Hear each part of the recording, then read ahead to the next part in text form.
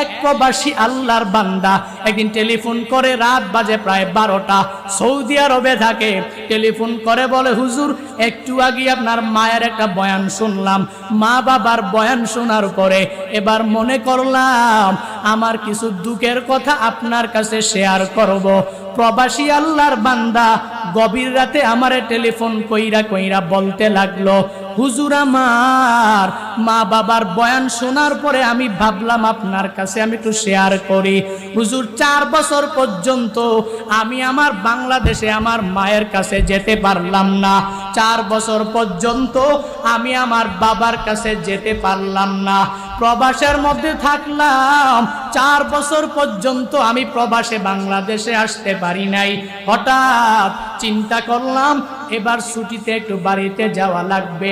এবার আমি আমার স্ত্রীর জন্য তো কিছু নেওয়া লাগবে, আমি আমার ছেলের জন্য তো কিছু নেওয়া লাগবে, আমি আমার মায়ের জন্য তো কিছু নেওয়া লাগবে, আমি আমার বাবার জন্য তো কিছু নেওয়া লাগবে। আমি স্ত্রীকে বললাম, স্ত্রী বলো না তোমার কি লাগবে আমায় বলো। স্ত্রী আমায় বিশাল একটা লিস্ট দিয়া দিল, এটা আনবা ওইটা আনবা ওইটা আনবা, বাংলাদেশে এটা ভালো না, সৌদি আরবে এটা ভালো, তোমার আনাই লাগবে, আনতেই হবে। হোয়াটসঅ্যাপের মধ্যে বিশাল একটা লিস্ট আমার বউ আমার জন্য পাঠায়া দিল। আমি আমার স্ত্রীকে বললাম, স্ত্রী তুমি আমার ছেলের হাতে মোবাইলটা দাও। ছেলের হাতে যখন মোবাইলটা দিয়া দিল, আমি আমার ছেলেকে জিজ্ঞাসা করলাম, হে ছেলে তোমার কি লাগবে তুমি আমায় একটু বলো না, যা বলবা আমি বাবা মায়া করে তোমার জন্য সব নিয়ে আসব। ছেলেটাও সব একটা বড় লিস্ট আমার জন্য হোয়াটসঅ্যাপের মধ্যে পাঠায়া দিল। আমি আমার ছেলেকে বললাম, এর ছেলে আমার বাবার কাছে তোর দাদার কাছে তুই মোবাইলটা নিয়ে যাও।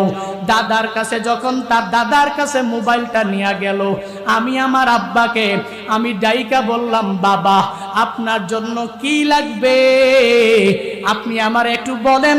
আপনার সন্তান 4 বছর আগেও ছিল অনেক গরিব, অন্যের বাড়িতে কাজ করে করে করে করে আপনি আমারে বিদেশে পাঠাইয়েছেন। আপনার সন্তান 4 বছরে অনেক বড় ধনী হয়ে গেছে। ও বাবা বলেন বলেন আপনার কি লাগবে, আমি আপনার জন্য সব কিছু সুন্দরভাবে এনে দিব। বাবা বলেন, সন্তান লাগবে না আমার জন্য কিছু লাগবে না। 4 বছর পর্যন্ত আমি তোর চেহারাটা দেখলাম না, আমার পুত্রবধূর জন্য আনো, তোর মার জন্য আনো, আর আমার নাতির জন্য আনো।